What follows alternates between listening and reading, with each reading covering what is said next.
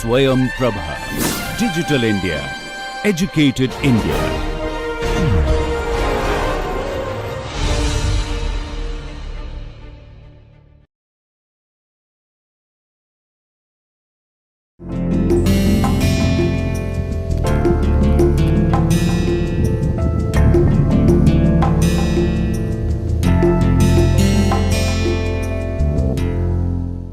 And welcome back to the lecture number 4 of the course on blockchain.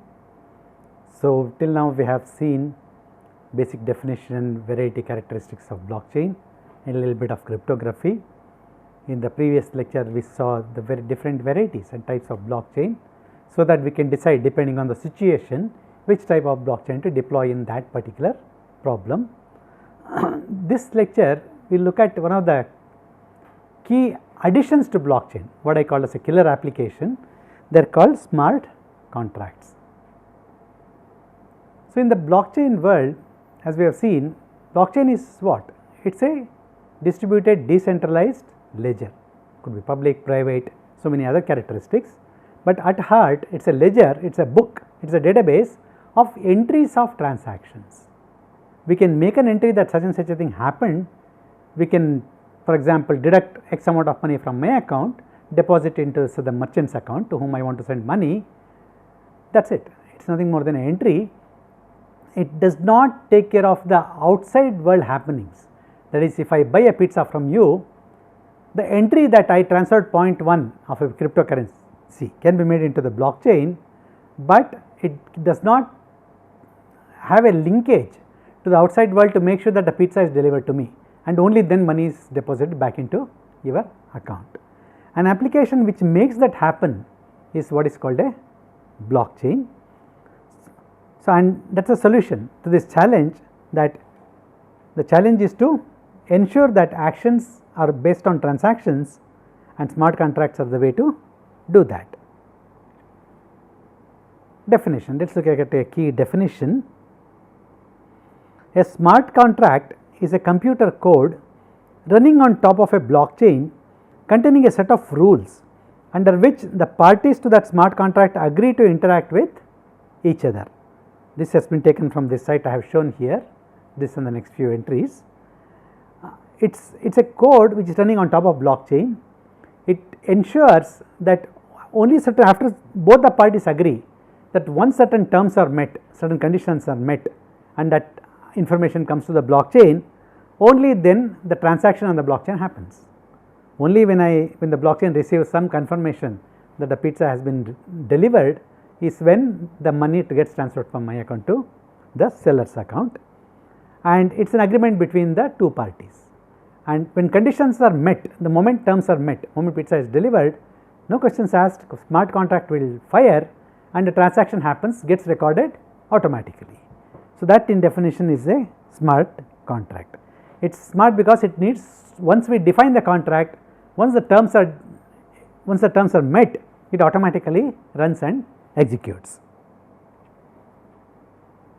Let us take an example, the same example I have been using of me buying pizza.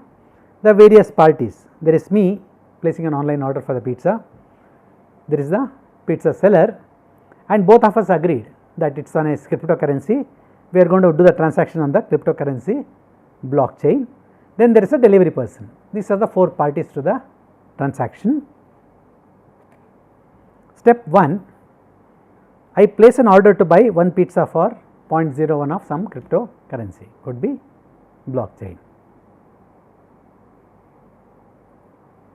Step 2, the pizza seller, as I have been saying, before you deliver the pizza, you need to make sure that I do have that currency in my account. So, that is what the pizza seller does, uses some access, could be a public blockchain, private blockchain, what have you. The pizza seller goes onto the blockchain, checks whether I do own 0.01 of that particular crypto coin. Once verified, if not, if there is no evidence that I own any crypto coins, there is obviously he has no confidence that I am going to pay, he does not deliver. Only when he verifies that I am able to pay, will he proceed to the next step.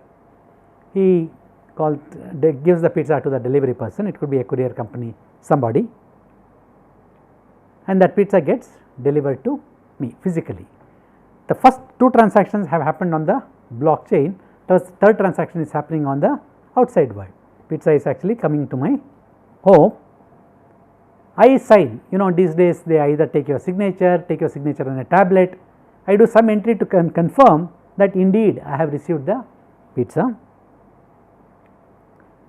That entry that I make gets into the blockchain by means of a barcode or by means of a signature scan, some evidence which has been mutually agreed upon between I and the pizza seller. We have agreed upon that if my signature is digitally scanned, proof that pizza has been delivered, that goes from the delivery boy's tablet onto the blockchain, that this has been, my signature has been uploaded. Encrypted using his private key. Remember asymmetric encryption from the previous class, one of the previous classes. Bob uses his private key to encrypt it. If I can decrypt it using his public key, proof that Bob has the one who has published the contract. It is almost like him signing it. The contract says something like, if 20,000 euros were sent to my account number so and so, then I automatically transfer the car ID as well as grant smart lock access to the account from which the money has been transferred. What Bob has done, he has put his car in a garage with a smart key, smart lock. Once this number is sent to that, the lock will open. It is the key to open the lock which Bob has right now. He will send it to whoever pays him the $20,000. Once the buyer enters that key, enters that number into the smart lock, it opens, the car is there with the key, you can drive it away. Step 2, Bob leaves his car, what I mentioned, and car key in a garage locked with a smart contract controlled smart lock. The car has its own blockchain address public key stored in the blockchain, and the entry of the smart contract, the key number, everything gets entered into the blockchain here. Step 3, Alice wants to buy a car. She finds Bob's car listed on the internet. She signs the contract with her private key, transferring 20,000 euros from her blockchain address public key to Bob's blockchain address.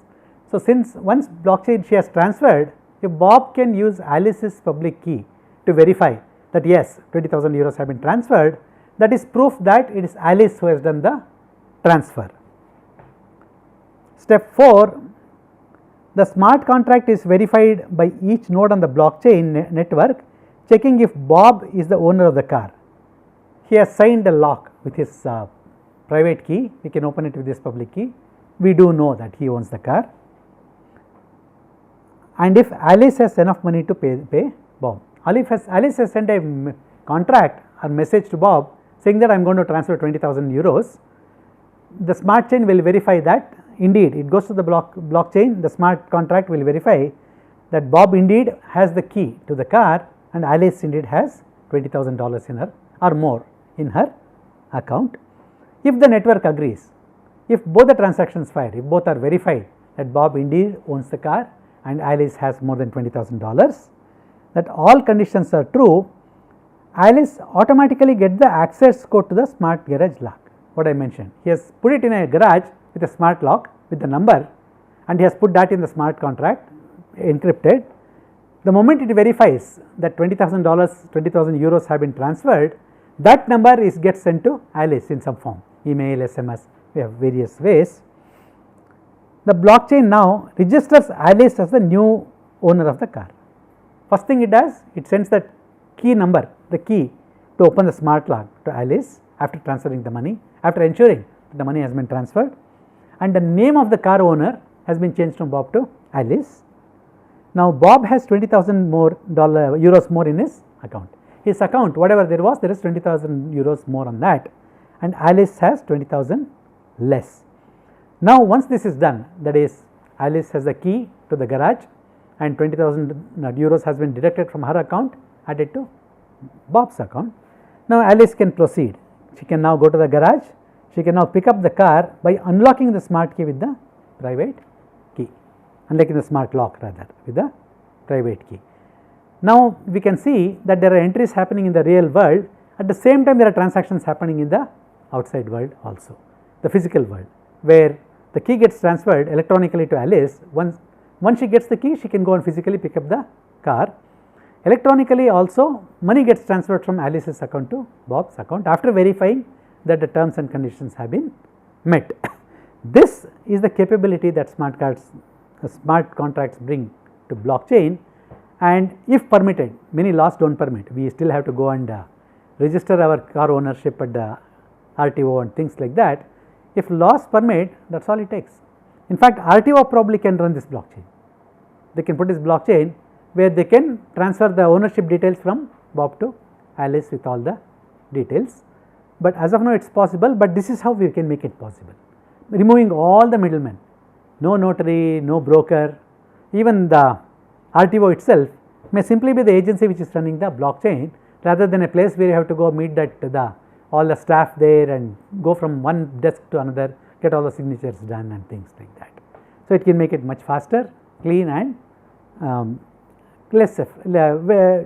much cheaper. There is much lesser cost of transaction, and smart contracts are the ones which bring this capability. So, some characteristics of smart contracts. One is that smart contracts are self verifying. The steps done, once the contract has been, once Alice says that I hereby agree to send you $20,000, two things need to be verified. One is Bob indeed is the owner of the car, and indeed he has put that car in the smart garage with the key, with the smart lock key.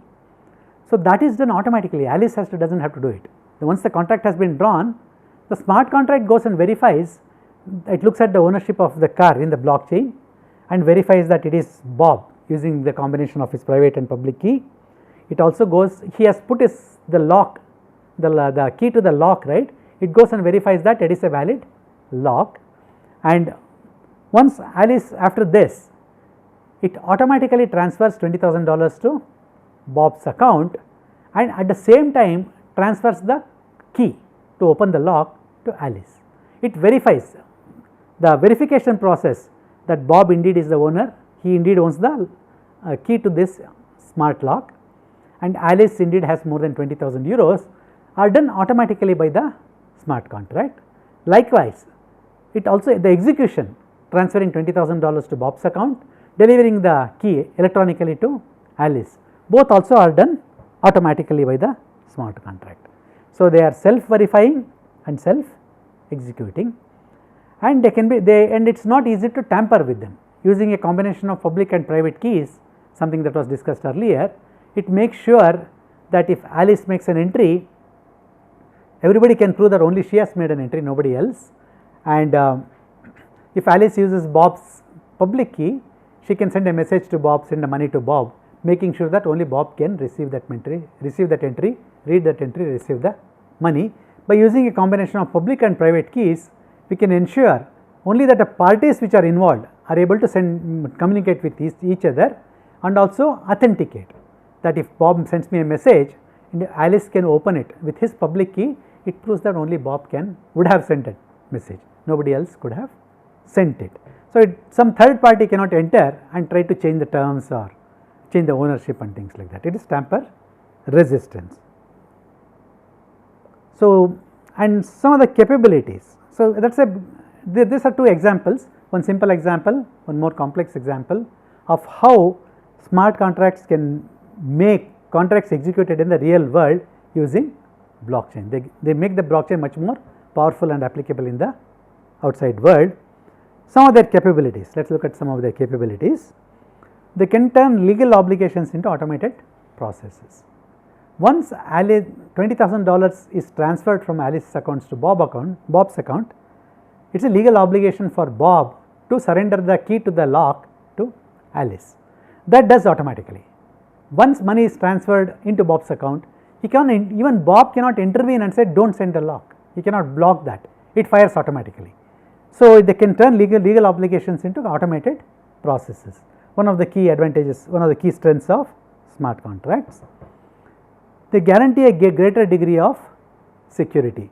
Since smart contracts are tamper proof and they are on the blockchain, remember, once an entry goes into blockchain, you cannot change that, and nobody can make a duplicate set of documents, changing ownership from Alice to Thomas. So, it provides a greater degree of security.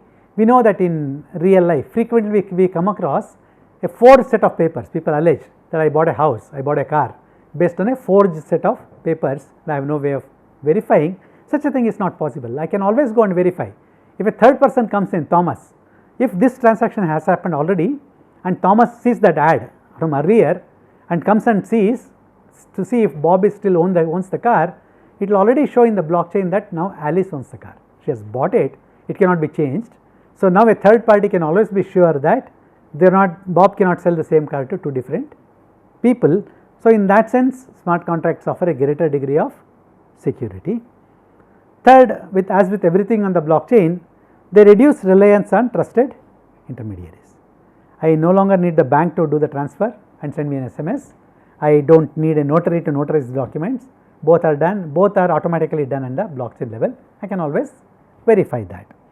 And the third intermediary, the RTO, in most countries it is legally mandated that we use that. Even they can leverage blockchain to reduce their costs, lower transaction costs. These are the four big advantages of smart contracts. One more graphic of different types of smart contracts. As you move from the left to right, the example becomes more and more complex. The simplest example, digital value exchange. A family member sends some Bitcoin to another family member. The moment I say yes, smart contract fires, transfers money from my account, sends it to my spouse's account. Simple example of a simple transaction on the Bitcoin world. Here let us look at one in the middle, multi-party smart contract.